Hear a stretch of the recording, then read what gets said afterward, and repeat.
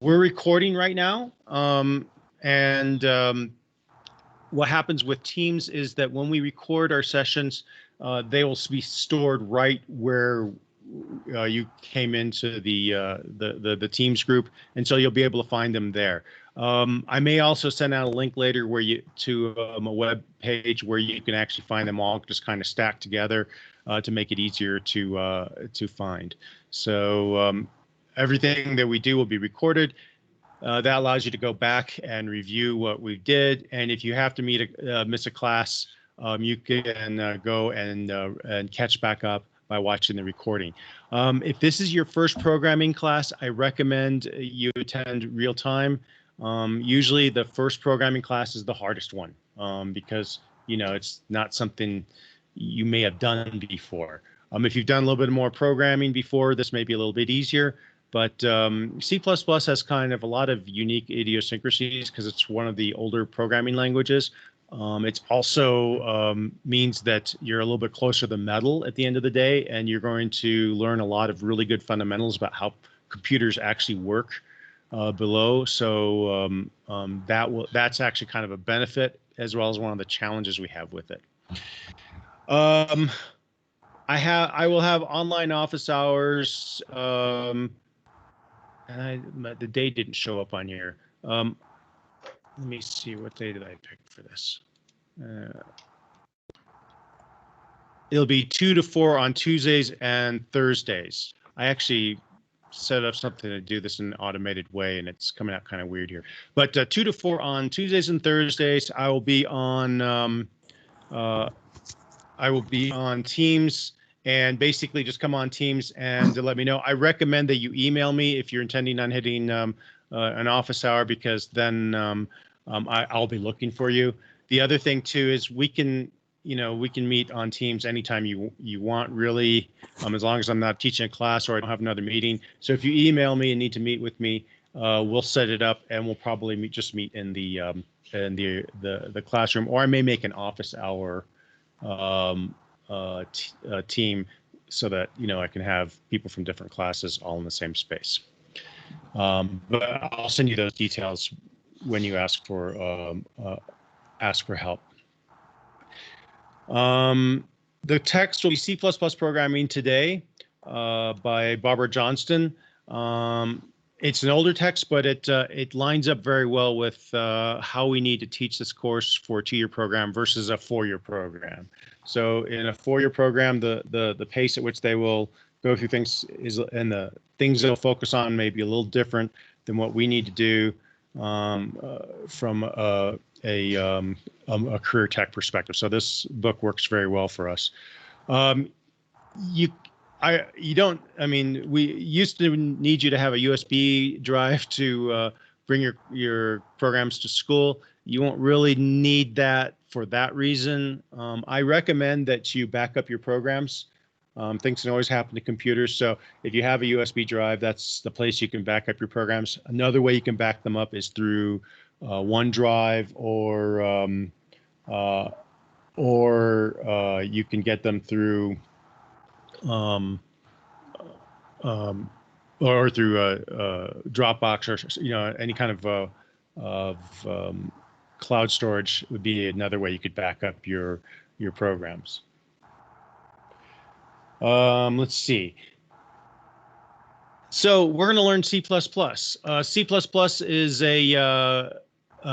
is one of the earliest languages that was created, and it is the earliest language that's object-oriented. And originally it was a language called C. Bjarne Stroustrup took the language and added object-oriented principles to it. We're not going to really learn a lot of object orientation in this course. We're going to learn mostly what used to be called C, but we are going to use some classes.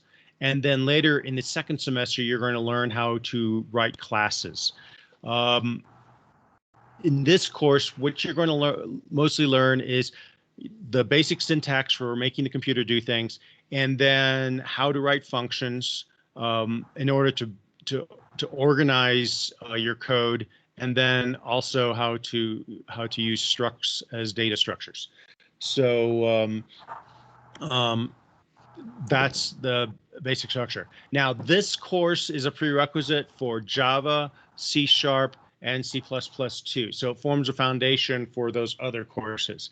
And it's kind of like math. You know, you want to do the early courses really well because that builds a foundation. If you can get these concepts very well, then the other courses become much easier. So I recommend putting a good amount of energy in this. It's a kind of course where yes, you want to get an A, but in addition to getting the A, you really want to make sure you understand this. So you know, use me as a resource. When you don't understand something, ask me. Programming is not like just a knowledge level type of course where you it's really it's a performance type of course where you want to be able to do things at the end of it. So you know, so you're gonna find that it's a little bit different than maybe sitting in a class getting information and then just needing to return it back. You're going to need to incorporate and be able to use those concepts to build programs. So my goal is to have all of you come out of here really understanding this material and being set up well for the next courses that are coming through. You know, being late, you know, as far as attendance is concerned, you know, because this is a attend in person, so I'm going to ask you to attend, you know, as much as you can. If you can't make it, we do have the videos, but if this is your first time programming, being able to ask the questions right away when there's something you don't understand is going to be very helpful. We're going to have a variety of types of assignments. We're going to have the quizzes. Actually, I think that may be 4 now. But the assigned quizzes, basically during the class period, I'll give you a programming assignment, and they have to be turned in at the end of the class period. And that's just for us to see that you get some basic concepts. Those quizzes will be much simpler assignments than the take-home programming assignments. The programming assignments are basically full-up programs that you'll create. I believe there's 7 of them. We're also going to ask you to do some test cases, and what test cases are basically before you write a program, especially if there's math involved. What you'll do is you will do those calculations by hand with the idea that that will allow you to understand the problem. Then using that understanding of the problem, what you will be able to do is then use that to write your code, and then you'll use the results from those calculated test cases in your code to validate that your program actually works, because it's not enough to just get it to work once or twice. You want to validate that your code is actually going to function under all conditions. And so writing a few test cases helps you do that. And there are a few and then there's some exercises in there we'll look at. And then the total of that will be the total for your grade. Makeup quizzes. I won't only give up makeup quizzes, but we will drop one if that one if there's something that makes it not possible for you to do that, then you know, let me know and we'll work it out. If you can't be there for the class period, you know, just I'll give you I'll just open the quiz for you at a different time. So just let me know if there's any issues with those quizzes. Late assignments receive a deduction of 25%. If there's a reason for it being late, what I'm going to ask you to do is put that reason in with your submission comments, and I'll take that into consideration. And the reason we're doing that is this is like math. If you don't keep up, you get behind very, very quickly. So that's to motivate you to kind of stay up with the course. And if you talk to me and let me know what's going on, we'll figure it out. And you know, if we need to shift the schedule for you because of work or something of that nature, or family issue, I'm more than happy to do that. Just let me know what the issue is. Let's see, faculty feedback. You're going to get requests for feedback at the end of the course. Student behavior, mostly in this environment, it's mostly, email and netiquette type of, a policy. Basically, I expect everyone to treat each other with respect. So far, my classes have all been, very good. I haven't had any issues with that. We're all here to help each other. So, I think we should be okay. And let's see. Emergency procedures don't apply quite as much in this environment. Let's paper cut. You're not going to be. I will not require you to print anything out. Everything will be distributed electronically online, and your results will be turned in as zip files and uploaded to Blackboard.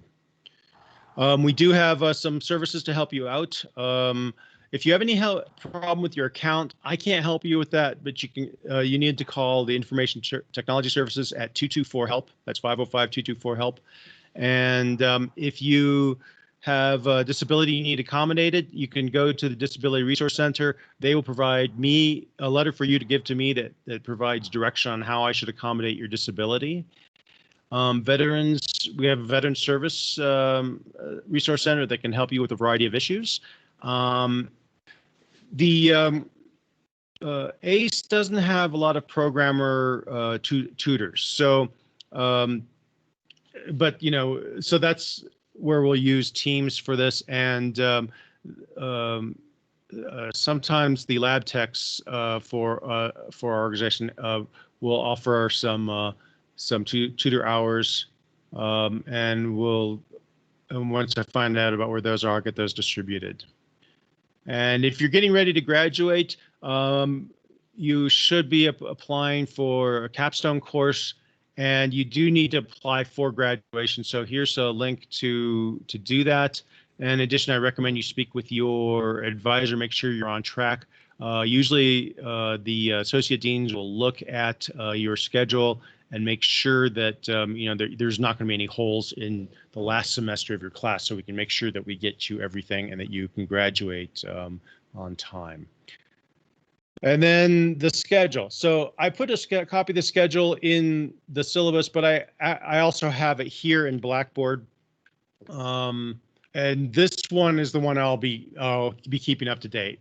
So if I make any changes, I'll make the changes to this schedule, and this is the authoritative schedule. So sometimes it's hard for me to keep the dates on track inside of the assignments in Blackboard. It's just because it makes you click like 8 cajillion times to change something. So if it's a little bit off, refer to this schedule as the actual schedule. Note that next Monday, school is closed. And here we'll go over the topics and the chapters we're going over. You can recommend you read those before the class. Will make it easier. And we're actually going to, and then you'll notice that there's some quizzes in here. The first quiz is going to be on Wednesday. It's going to be basically, we're going to do a little Hello World exercise, possibly today, probably next time, because I want to make sure everyone's got the software installed. It'll just be basically 3 see out statements that will output some information. And so it's not going to be a huge, program or anything. It's just going to be, you're going to output some information. And mostly what that is just to make sure everyone's got Visual Studio installed and can make things work. And so the first part of this will be, today, the rest of today we'll be looking at how to get Visual Studio 2019 installed and how to get Rise of Your Client. You'll see that the assignments are listed in here, program 1, program 2, etc. And those will be that gives you the due dates for everything.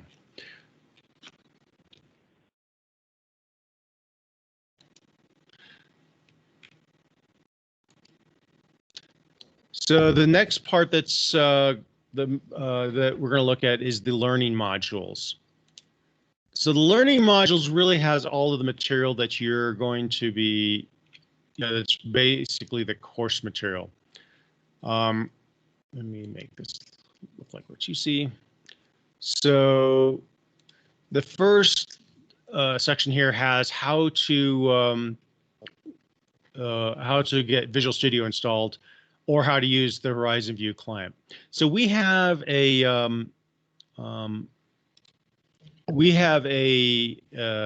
virtual machines which you can log into. If you can work from home without this, I would recommend doing that, because there's lag time when you're working with a client. But if your computer doesn't give you the capacity to load what you need or work well, then you can follow these instructions. It will walk you through installing the Horizon View client. When you open that up, you log in with your school account, and it will basically give you a desktop that looks like your computer desktop, and it will have the same software that we have installed in the computer labs at the school. And you can use that to make your programs. This is sometimes useful also if you have a Mac and you can't install, and you don't want to install Windows on your Mac, either in dual boot mode or with boot camp or anything like that. Then you could use the VMware Horizon View client to get you a desktop with a place to develop. Of course, you have to have a live connection to use that.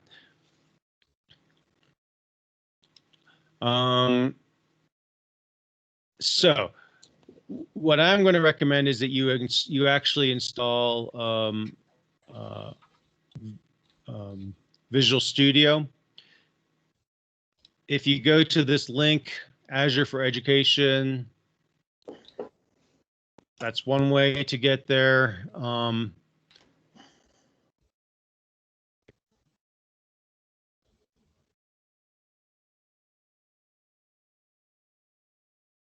Let's see if my account's still alive.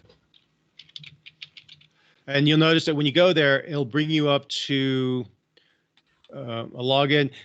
Log in with your CNM email address. And pick the work or school account.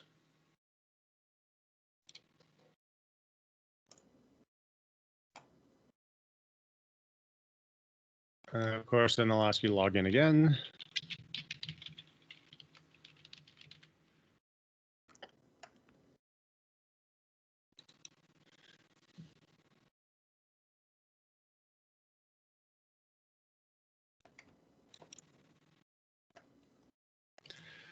And this will bring you to Microsoft Azure, which is really a big umbrella thing for all of the things that they provide online, their web technology stuff. But in our case, what we're using it for is to get to free software resources. So let's see where they hide it.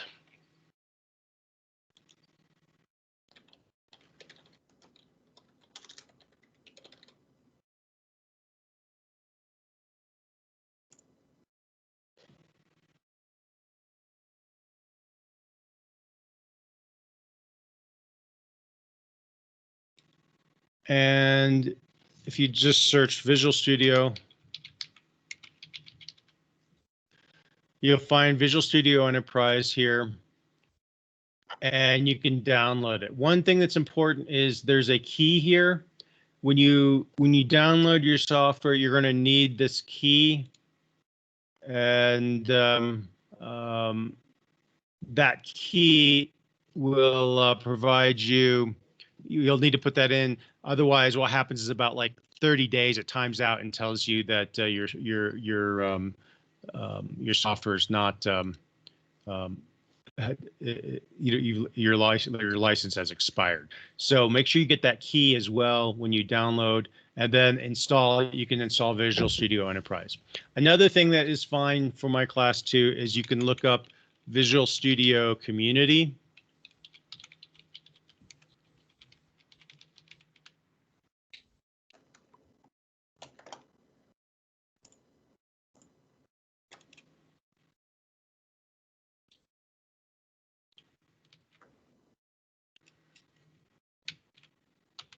Visual Studio Community is also free to. It's free to everyone, and it will work as well. In fact, that's what I use. So you can use Visual Studio Community or download Visual Studio Enterprise from here, and those will both work. If you have any problems with the install, let me know. When you install, it'll come through here, and you're going to be asked what you need to install.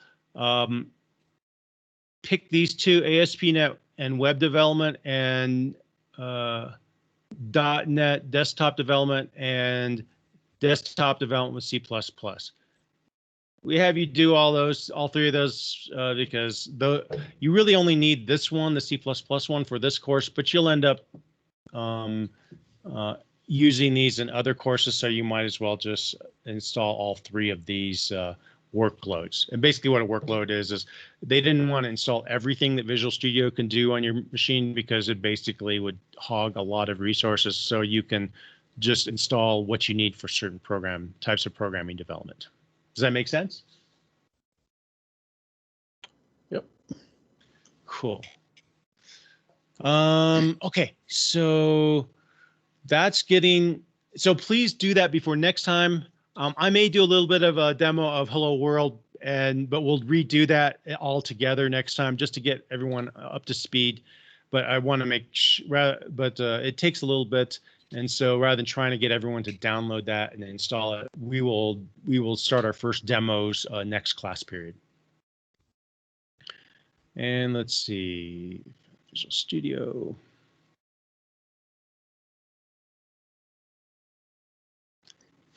And we'll probably go through a lot of these pieces, how to turn in a project and all that, and how to get guidelines once I know everyone's got it installed.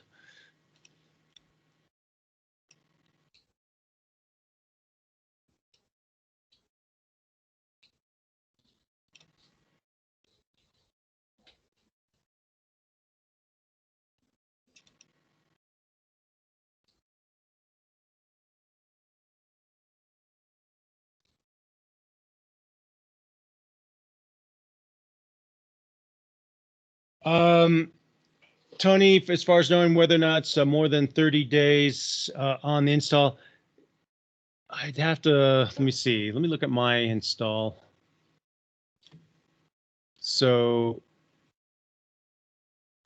let me look at that when we do a Hello World demo, and then we'll see if we can find where it says that your license has been put in. So let's see.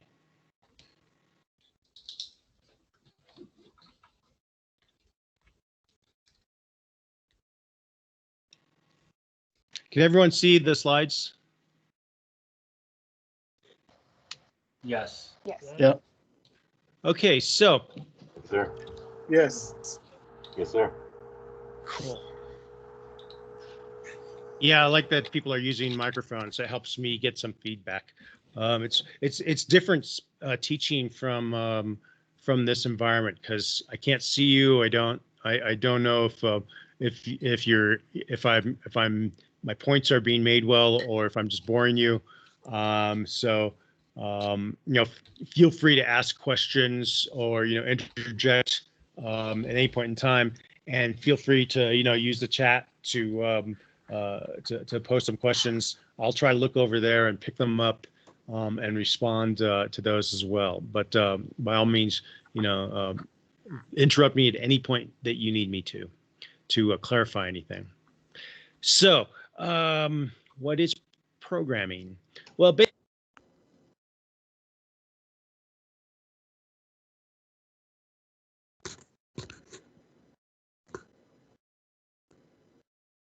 You just muted yourself.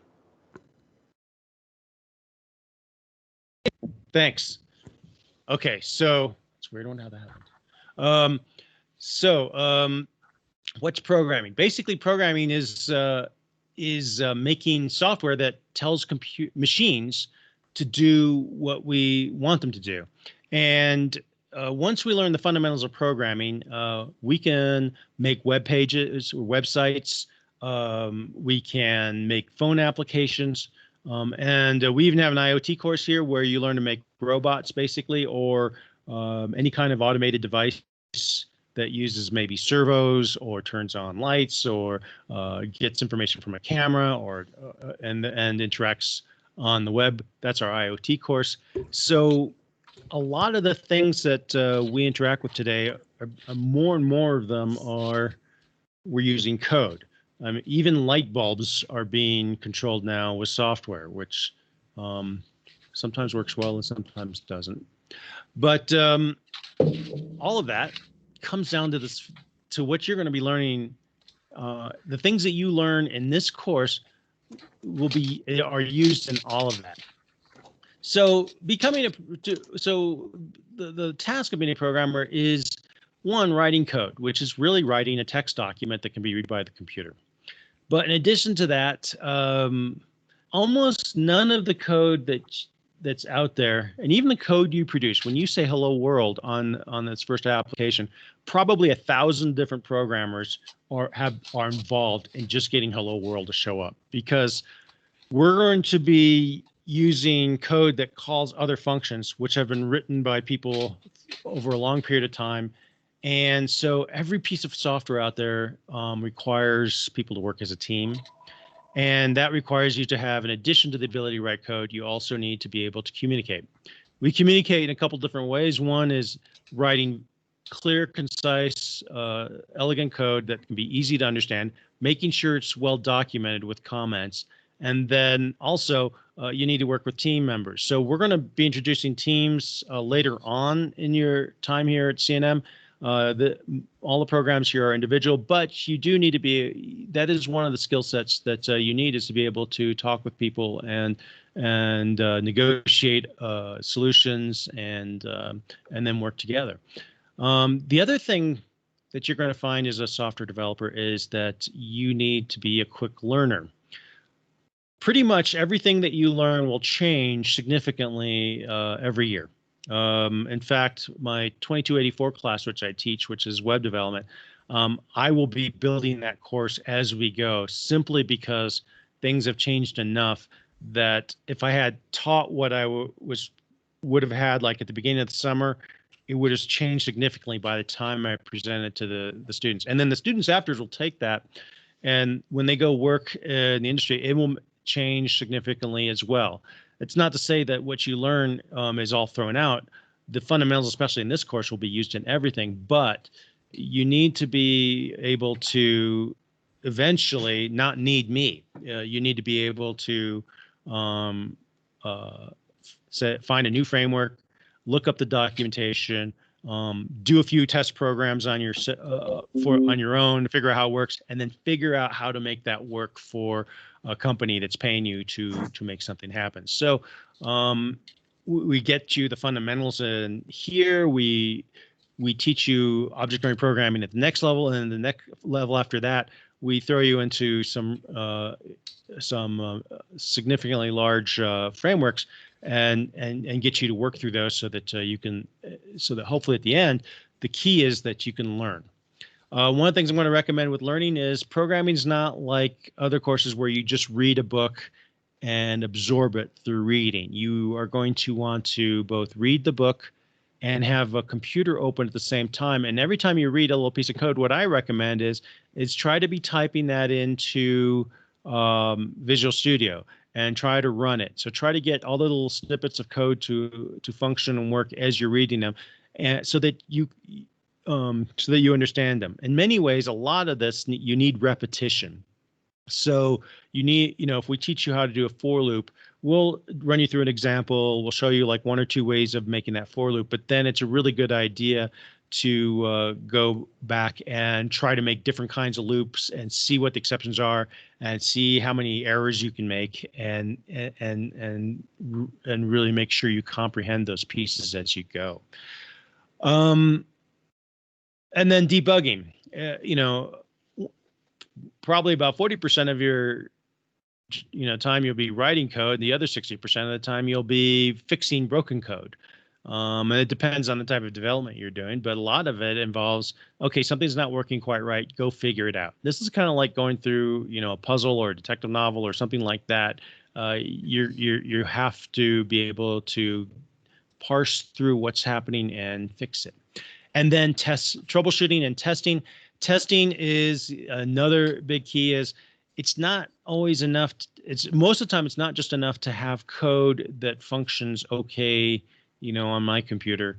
We need to make sure that that code works under all circumstances, and so testing becomes vital.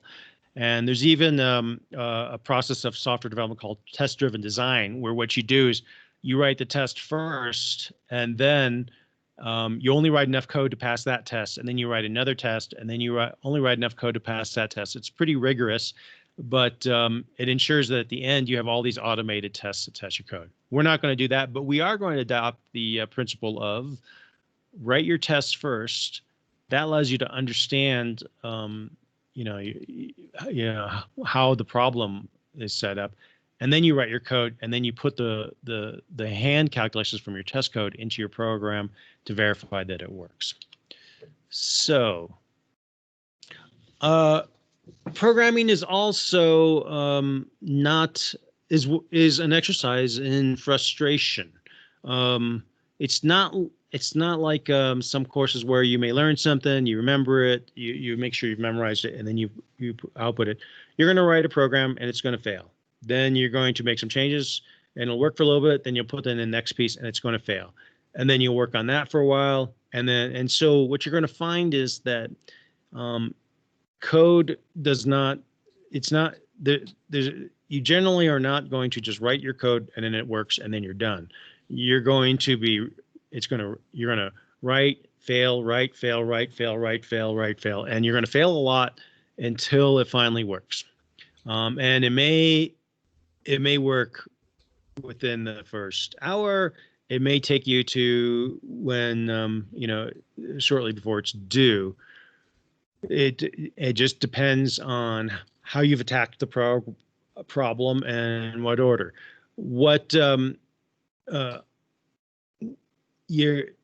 If you haven't experienced this before, you will find that you will get very frustrated.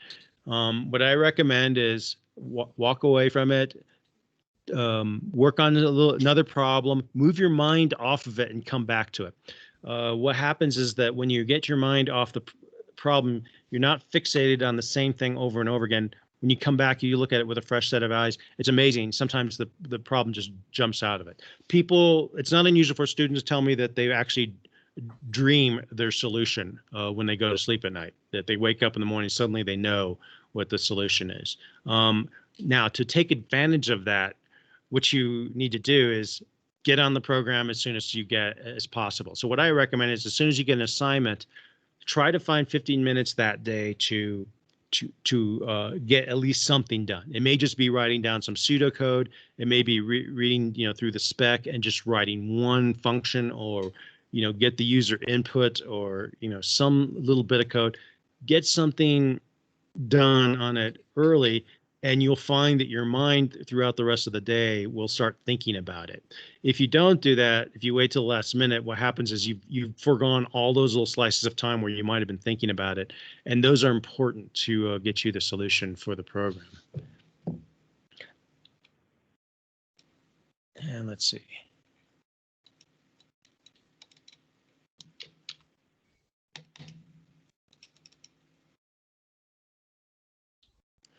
So C++ was created in the 1970s by Bell Laboratories, and C was used originally as a programming language for operating systems. So when I started, I learned BASIC, and then I learned assembly language, and then I learned C. C is kind of about as close as you can get to assembly language without and still be a higher level language that is relatively easier to learn.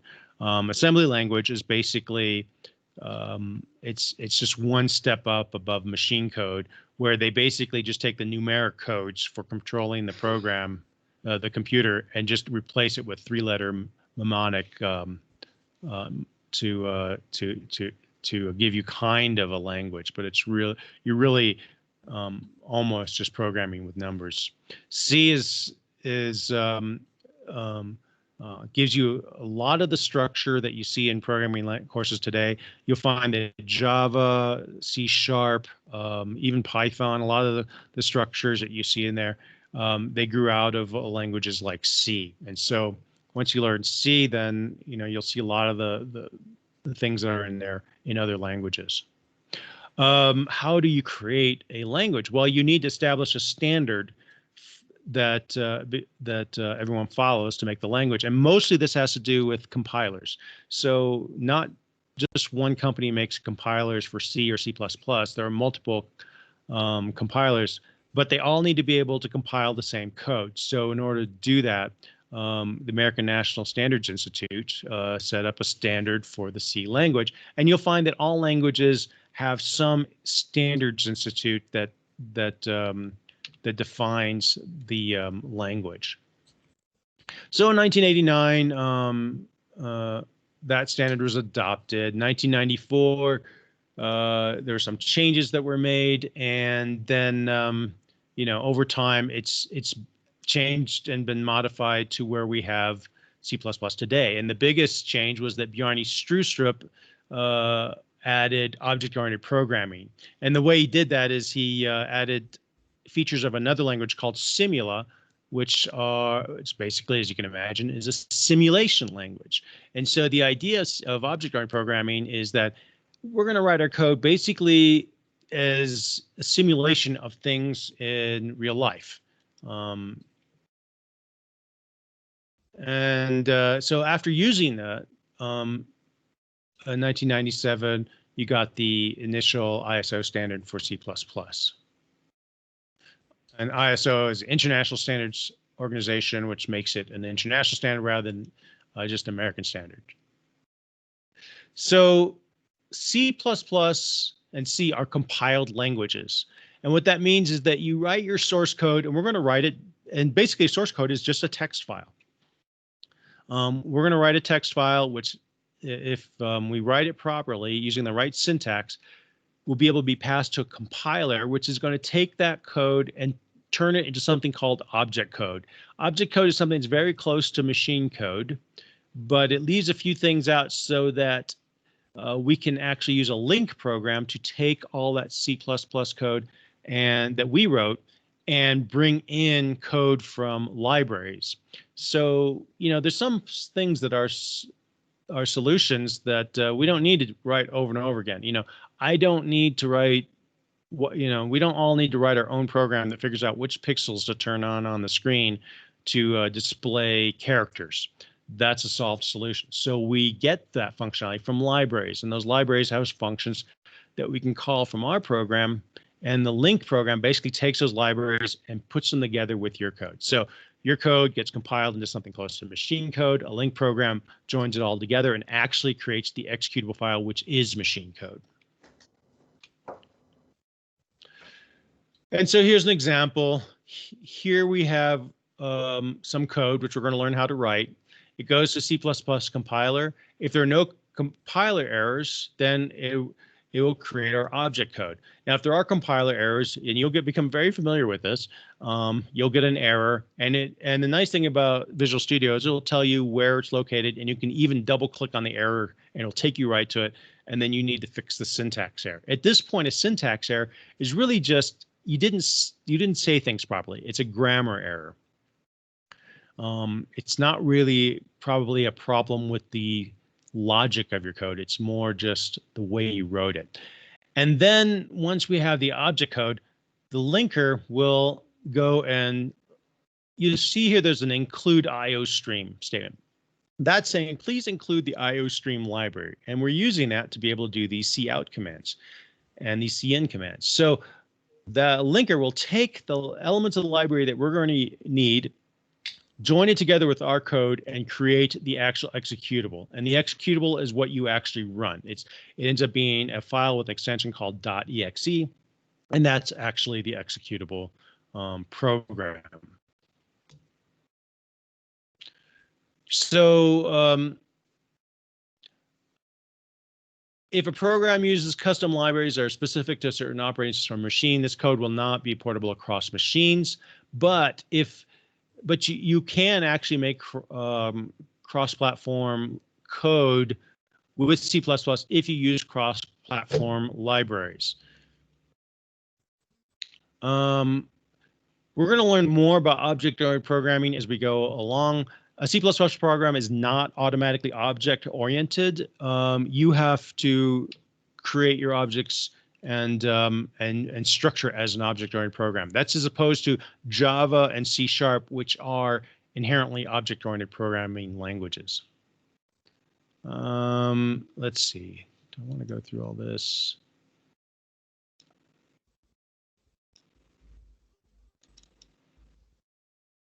So we've been at this for a little bit. Let's take a bit of a 10-minute break, and then so at 12:25 we'll come back and we will continue on.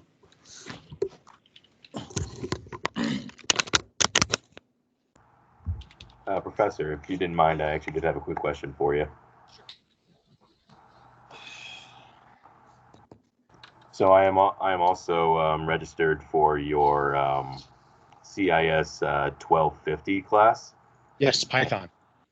Yes, Python. So I tried clicking on the link for the Hangout in the email, and it just brought me to this one instead. I'm having some trouble with that.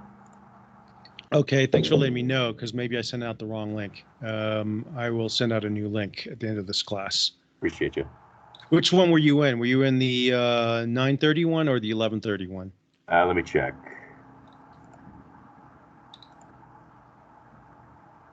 It was the 1131. Okay, thanks. All right, appreciate it.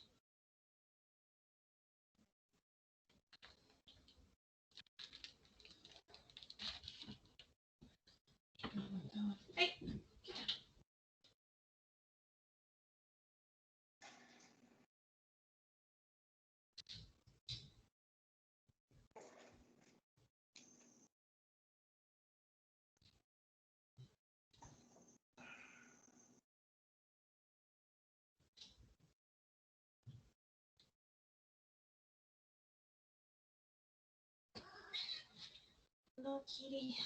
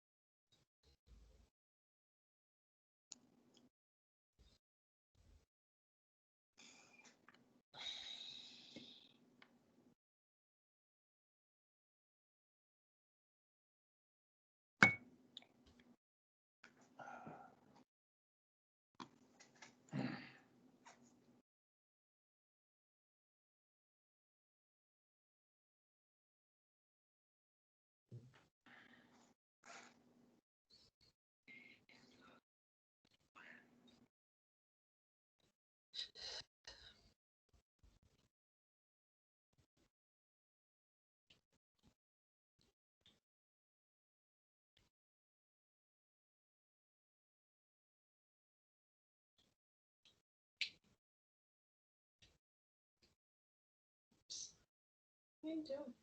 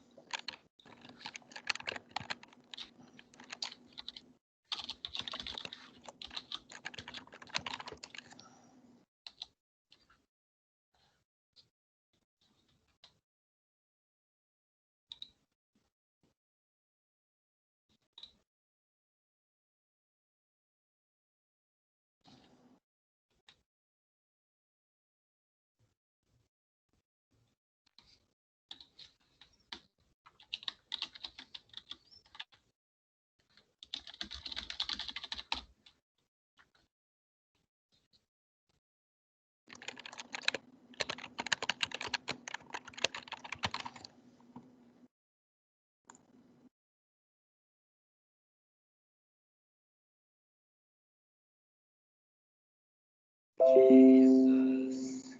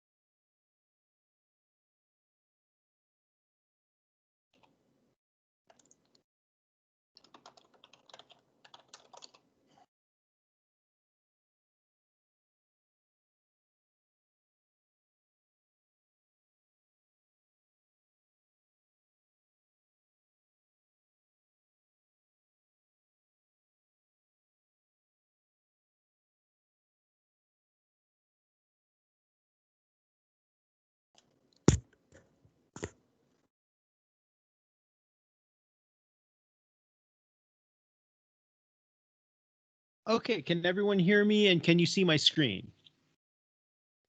Yes, sir. Yeah. Yep. I can see both in here. Yes. Cool. Hold on a second. Forgot to do one thing. Okay, so this is a video by Bjarne Strustrup. He's the a person who created C++. In the really old days, people had to write their code directly to work on the hardware. They wrote load and store instructions to get stuff in and out of memory, and they played about with bits and bytes and stuff. You could do pretty good work with that, but it was very specialized. Then they figured out that you could build languages fit for humans for specific areas. Like they built Fortran for engineers and scientists, and they built COBOL for businessmen. And then in the mid-60s, a bunch of Norwegians, mostly Ole Johan Dahl and Christ Nygaard, thought, why can't we get a language that sort of is fit for humans for all domains, not just linear algebra and business? And they built something called Simula. And that's where they introduced the class as the thing you have in the program to represent a concept in your application world. So if you're a mathematician, the matrix will become a class. If you're a businessman, a personnel record might become a class. In telecommunications, a dial buffer might become a class. You can represent just about anything as a class. And they went a little bit further and represented relationships between classes. Any hierarchical relationship could be done as a bunch of classes. So you could say that a fire engine is a kind of a truck, which is a kind of a car, which is a kind of a vehicle, and organize things like that. This became known as object-oriented programming, or also in some variants of it as data abstraction. And my idea was very simple, to take the ideas from Simula for general abstraction for the benefit of sort of humans, representing things so that humans could get it, with low-level stuff, which at that time was the best language for that was C, which was done at Bell Labs by Dennis Ritchie, and take those two ideas and bring them together so that you could do high-level abstraction, but efficiently enough and close enough to the hardware for really demanding computing tasks. And that was where I came in. And so C++ has classes like Simula, but they run as fast as C code. So the combination becomes very useful. Yeah, I say if I have to. So that's the origins of C++. You're going to learn a lot more about the object-oriented part later on. We're going to kind of go over it generally because we will use some classes. But here's an example. Let's say, first of all, did everyone hear that okay? Yes. Yeah, I heard it fine. Good. So Yes. let's say we wanted to write some code to operate an ATM. Well, you could conceive of it as this. You insert the card, enter a PIN, and then the ATM verifies your PIN and that your account actually exists. Then you identify how much money you want to withdraw. You enter the amount. The balance is verified. And money is dispensed, a new balance is calculated, write the receipt, and return the card. Does that seem like a pretty logical explanation of what happens with an ATM? Yes. So that's called, that's basically a checklist approach of, explaining what's happening, or, procedural approach. And that works fine. But you notice that they had to do some weird things here. They had to put some parentheses around some of the steps. And they did that because it's not really the ATM that does it, or it's not really the person that does it. So this question comes to who does this, each of those tasks. And so if we add the question, who does what, who inserts the card, who reads the card, who verifies the account number, well, we might change that structure to look like this. There's things that the bank customer does, there's things that the ATM does, and there's things that the bank does. And so we could break this up into classes. And what this does is now our code actually becomes a little simpler, because rather than one long complex process, we break it down into 3 simpler processes. And the bank customer inserts a card, enters a PIN, selects cash to withdraw, enter amount, takes money, takes receipt, and takes card. And in fact, we don't really need to code that, other than maybe making some test code, because that's what the human being does. What we do need to code is what the ATM does and what the bank does. Because they're separated, they're going to be running different pieces of code. And in this case, the ATM is going to read the card, get a PIN number, contact the bank for validation. And then the bank, when it gets contacted, is going to get a PIN number and the account number, is going to check that that PIN number is correct for the account and check that there's enough balance. Well, actually, that returns that back to the ATM. The ATM is going to get from the user how much cash they want. That's going to go back to the bank, which is going to check the balance.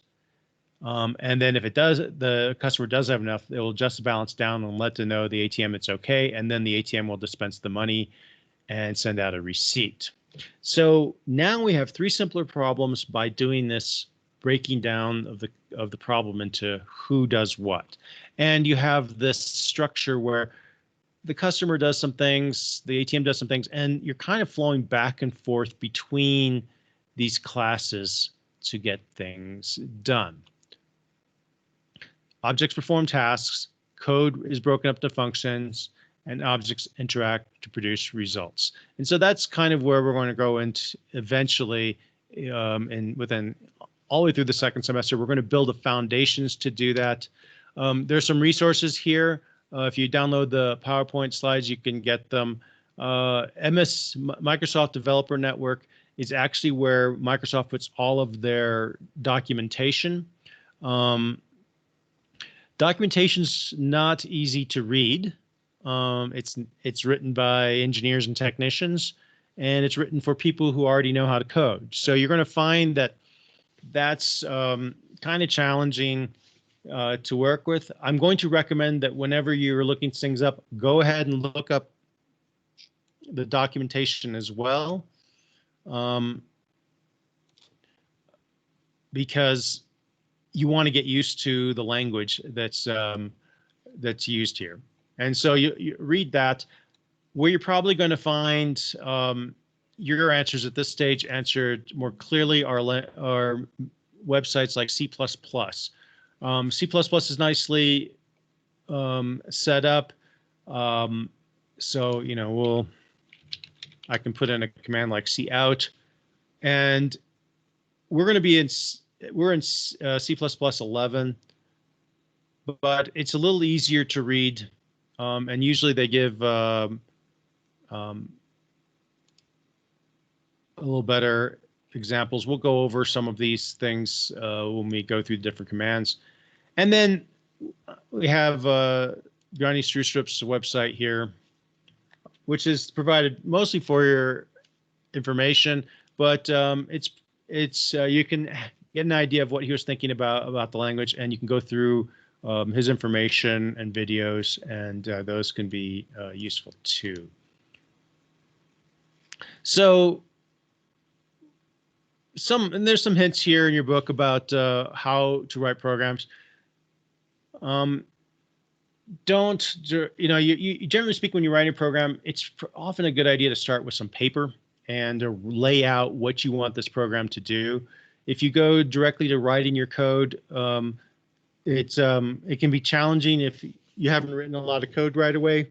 And even when I write code, I'm usually, if I go to the computer right away and start writing code, I'm really writing comments. We'll learn how to write those later, to lay out my code, and then it may be an hour or so before I actually start writing actual code.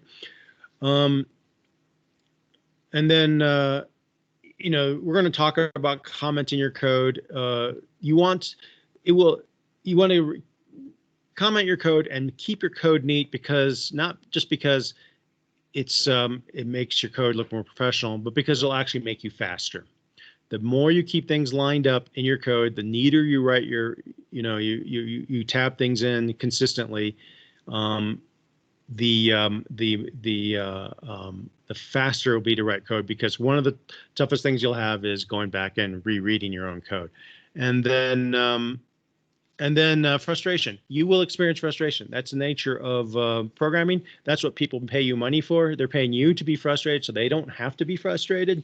And so learning to adapt to that is very important. And what I recommend is, when you're like sitting there and you're stewing on the problem and the answer's not coming to you, go on to something else, come back to it, and generally the answer will get there. The other thing too is, if you're spending a lot of time and it seems that it's really, really hard to solve a problem in this course, most likely you misunderstood what we're asking you to do. So that if you're like, okay, I'm on hour 5 of this thing that should have taken like an hour, definitely email me, contact me, put a question into Teams. By the way, I recommend I want to try to use the communication features in Teams more, because as students, you can help each other here too. When it comes to helping each other, what I'd ask is, don't do each other's programs for each other, but feel free to kind of communicate and say, on pieces of code, and say, this is how a for loop works, or this is what I was looking at to solve the problem. And feel free to answer each other's questions on Teams. The person who showed me how to use Teams actually has his class, and they're constantly talking on there and helping each other out, and that's perfectly fine. The way I judge whether or not I've helped somebody is, if they can do the task after I'm done, I've helped them.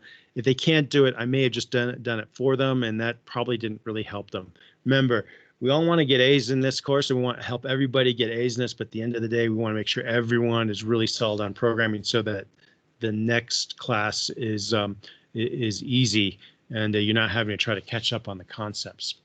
So at the beginning of these classes, we have to do a lot of talking. It's not quite so interesting, and I can't be guaranteed that you all have Visual Studio installed. So I'm going to go through Hello World, and then I'm going to suggest that you install Visual Studio and try to do this on your own, and then we'll walk through it next time. In actuality, Hello World is kind of done for you by creating a project. But when you get Visual Studio and you run it, what it will look like is this. And again, like I said, if you don't have Visual Studio, you don't have to follow along with me. I will go back through this again next time. But it opens up to this window, and you have the option to create a new project. So I'm going to click on Create a New Project. And it will take a little bit to initialize my project.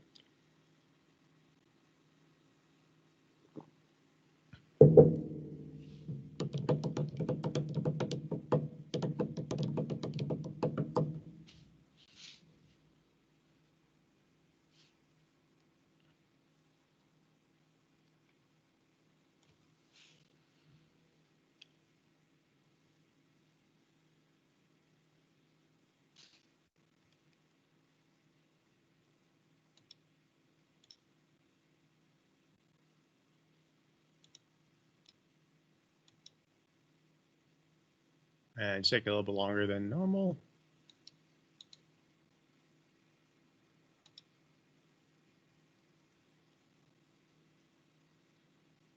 I have a question about the install Visual Studio. What's that? I have a question about the Visual Studio for I have a Mac, and it says, "What would you like to install?" Is it So with ask that Macintoshes, the problem is that it only supports C#. It doesn't support C++. so So what I through VM Horizon? Yeah, I would recommend going onto the Horizon View, install the Horizon View client, and then code from there. And so when you do that, it'll open up Visual Studio, and it'll work from a server on the school. Now, the other thing you can do is, let's see, boot camp. And this is a little bit more involved. Let's see, Mac.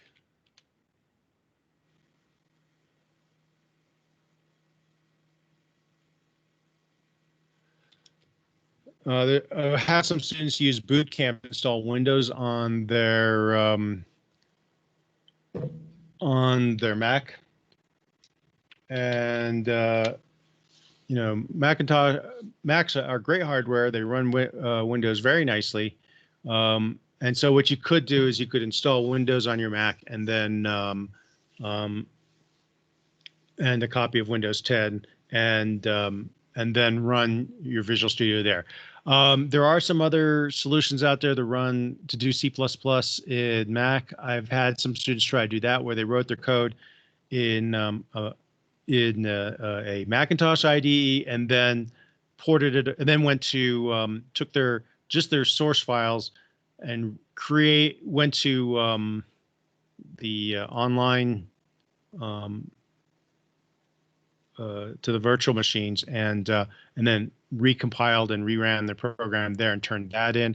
I kind of need everything to be in a Visual Studio project that I can run. So if you make it in a different Macintosh compiler, it may take me like about 10-15 minutes to put it into Visual Studio. And then that, if I did that for, you know, like about 50 or so students, it would make it really difficult for me to grade. So what I recommend then is you use Boot Camp, and then you could have it installed, run just the Windows version of Visual Studio. Does that make sense? Yeah, that makes sense. Thank you. So this is what happens when you create a new project. And what you're going to pick is a C++ console app. And they give you these little selectors because there's a lot of little languages. If you select these, we're going to pick C++ console, and there's a C# console app. You don't want that. You want the C++ console app. You also don't want empty project. So that's like gives you nothing.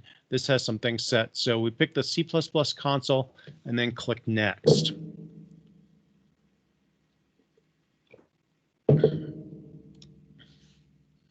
And I'm going to call it Hello World. Now, the project will be set in a default location, which is your home directory, source, and repos.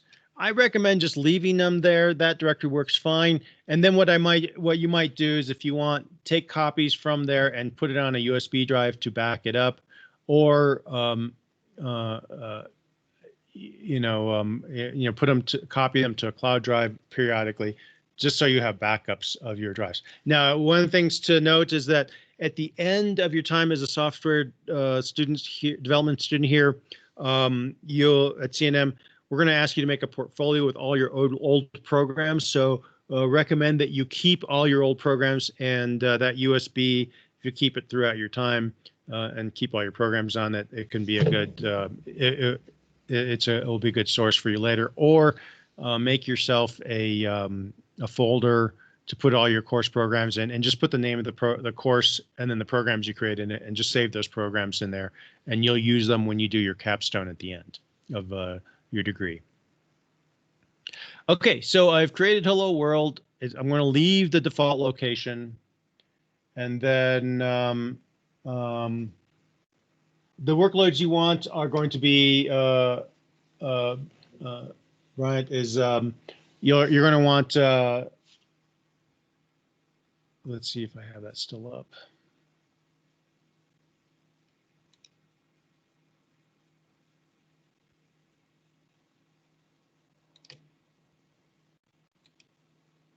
Just posted a picture of the workloads you had up earlier. Okay, great. Chat. It was small. I couldn't see if things were already picked out. So we have Hello World, and then we're going to create, and It's not creating our project.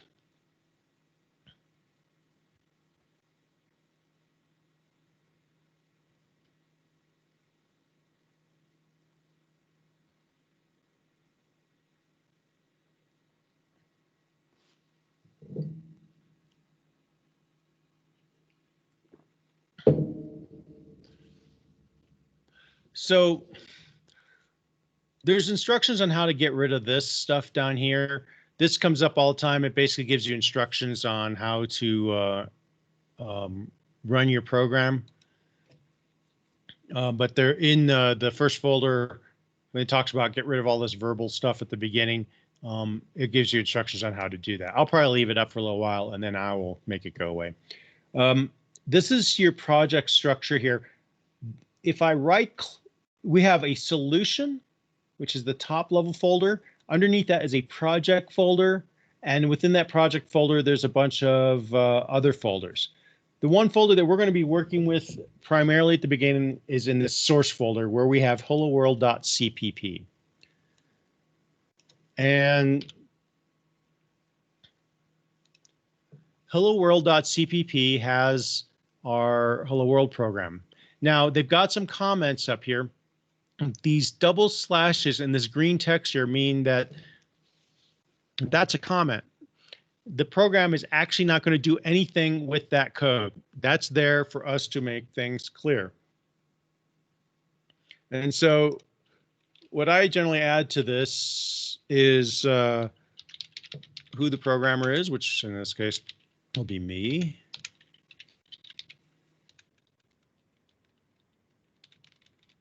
And I put my email address.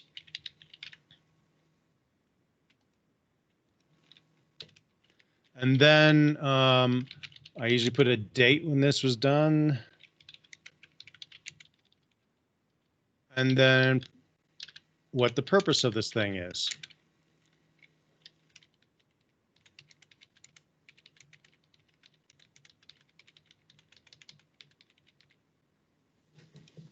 So those are all single line comments. And the way this works is when the program hits this double slash, it says, I'm going to ignore everything to the end. In fact,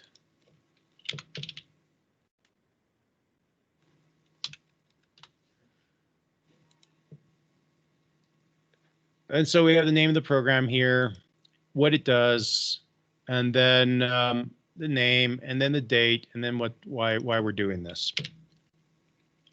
Why we're doing this is a good comment because usually programmers can read code and figure out what code is doing. We really want our comments to explain why that's there, or if there's anything that's ambiguous or hard to understand, we use our comments to do that. Now, this is one way of making a comment. You can also make a block comment this way, where what we do is rather than using the double slashes on every single line, we can do an opening slash and an asterisk and a closing asterisk and a slash. So that means everything between these is comment, and program, please ignore it. It's just here to clarify what's going on. So that's single line and multi-line comments. And then this include IOStream is actually a library.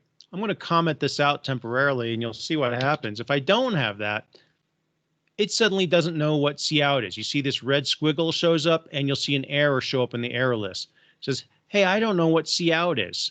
If I have the library, IOStream library included, it now knows what cout is. So we include a library because we don't want to write all the code to put pixels on the screen. That's already been done, hundreds of cajillions of times since the beginning of coding in the 1970s.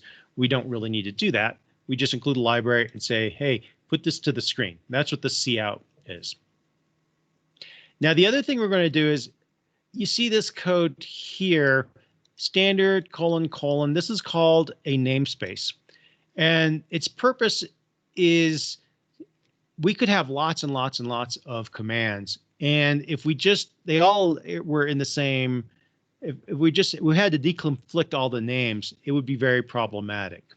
to avoid that, you add a namespace in front of your command with 2 colons. And when in this library, it assigns cout to the standard or namespace. And so we have to put that. If I don't have that here, it doesn't know what cout is. Again, it says cout is undefined. Well, it's annoying and it's hard to read code, especially beginning, that has this in front of it. So what we end up doing is we add a using namespace standard. And if I put that up here, I actually don't need to put this standard in front of everything. And it just we're going to do that. We're going to place using namespace standard in front of all of our programs, and that's going to make it a little clearer and easier to work. Again, I'm going to go through all this again, all these steps I did the next time as well. Once I know you all have your programs installed, and we'll do this together. Now, another thing we have here is the main function. This main function, and we're going to learn later to define more functions, but this function is where the program starts execution. When the operating system loads our program into memory, it needs to know where to start. Main is where it starts. And so it's going to output hello world to the screen. And this is where it starts. Now, this function main, we're also saying it returns an integer. And we're going to talk in more detail about the return, but we don't have to have this, but I tend to like to do this still, and most programmers in our school like to do this, is since main is supposed to return an integer, if everything works out okay, we return 0. And 0 by convention with a main function means that the function executed okay. And there's processes with batch file programming where a system administrator can run a bunch of command line programs in a batch file. And if the batch file sees a 0 come back, it says, okay, that function executed okay, I'll go on to the next. So I generally think it's a good idea to return 0 if you're promising to return an integer. So this program, basically what it's going to do is it's going to output hello world. Hello world is just some text, and it's got a \n here. There are some invisible characters we'd like to print. Some invisible characters are things like tab characters or carriage returns. Well, in order to specify that, we use this character \n, and then also this thing that we want to print out is what we call a string of characters. And we have to specify those with these double quotes. If we don't have these double quotes, what happens is that the C++ thinks that hello is some sort of command or variable, and it doesn't recognize that as just a bunch of text. So we tell the compiler that this is a bunch of text with these double quotes around it. This symbol here is basically saying, is a stream operator, which basically says, hey, take all the things to the right here and stream them into cout. Cout is a representation of the console. That's the screen that we want to write to. And by streaming it, this stream operator is going to take each element of the thing to the right, which in this case is a string, and pass each character to the screen, and they will show out in the screen. How do we run this program? Well, up here we have the option to run in debugger mode. We're going to get into that in a bit, but first I'm going to suggest you go to debug and start without debugging. You'll notice that these commands have shortcut keys, and you're going to want to learn those shortcut keys. So we could start without debugging by clicking here and it'll actually run. But what I'm going to recommend is you say, I need to run the program. I go to debug. I find the command I want. I see the shortcut key, Control F5. Rather than clicking here, I'm going to click off of that and then hit the shortcut key. If you do that over and over again, eventually you will remember the shortcut key. And I recommend that with any application. You don't need to sit down and try to memorize all the shortcut keys.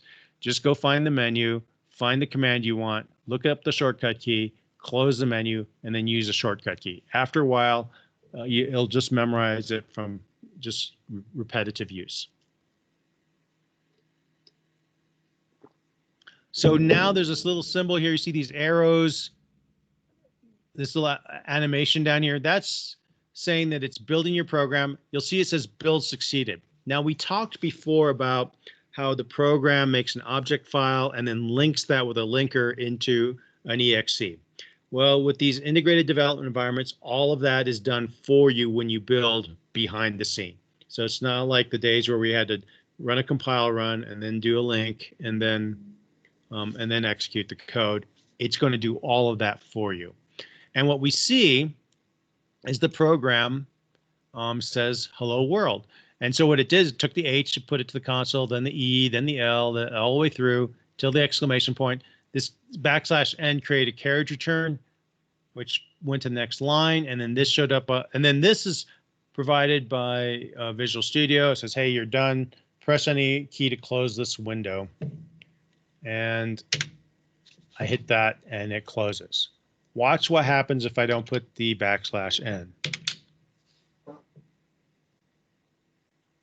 Notice that it didn't do the extra line.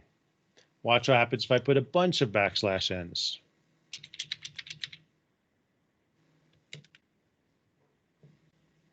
Now we get a whole bunch of lines. So \n is just go to the next line. Does that make sense? Yes. Yeah. So Yes. the quiz we're going to do on the following Monday, the next Monday, or actually I guess the next Wednesday, not this coming Wednesday, but the one after that, when we have the quiz, will just be to you're just going to do cout statements like this, and I'm going to ask you to write out a few things about your background in program, whether you're starting for new or you've done some programming before and your math knowledge, and you'll just have to do a bunch of cout statements. So don't let that quiz be too scary. You're basically just going to do a bunch of these and output them, and that will make sure for me that you all have gotten Visual Studio installed and things are working. So that's really all we're going to do with Hello World. What I recommend at this stage is go through the material, get Visual Studio installed, run through and, open up Hello World and do what we just did in this recording, add the using namespace standard, make a comment, and make a few cout statements and make sure it's functioning okay. And then we will start getting started a little bit more in the code. Read up on the next chapter on declare. I believe it's on declaring variables, and chapter 1 and 2. And we'll continue on Wednesday. Are there any questions?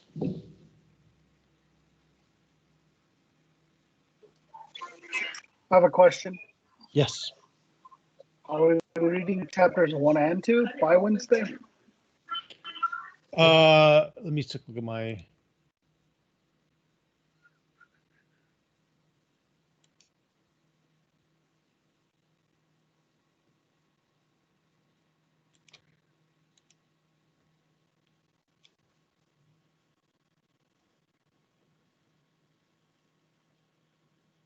Yeah, I would look at try to read through chapter 1 and chapter 2.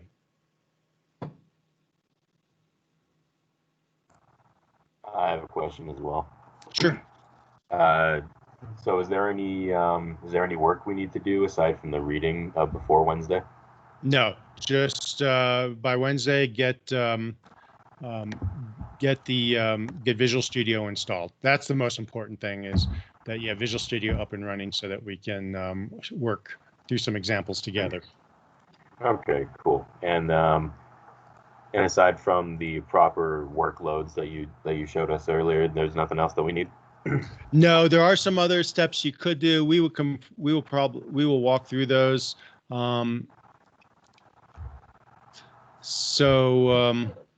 This is where you can download this. The explanations here in this Learning Module 0. gives you instructions on how to download Visual Studio. Mhm. You can run through, we'll be running through how to make a Visual Studio project here. That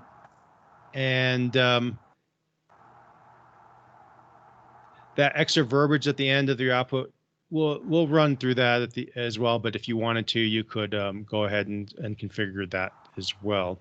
I wouldn't go much further than that. Let me see. Oh, they have a spell checker. I think actually you don't need this now because this is Visual Studio 2017. I think the spell checker is already installed in 2019, so we don't need that. And we don't need this either. So just do the install and visual, and then we'll do the rest. Alrighty. Class. Sounds good.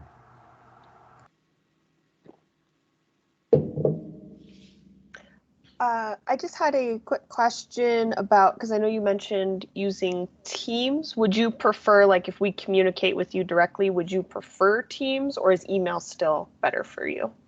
I'd like us to start for class-related questions that everyone can see, use Teams, because then I'm hoping that people will see each other's questions, and like I've seen today, which has been excellent. People who have had the answer have given it to the other person. So if we could do most of the course-related stuff in Teams, and then if you have other questions that are, you don't want everyone to see, use email. Understood. Okay.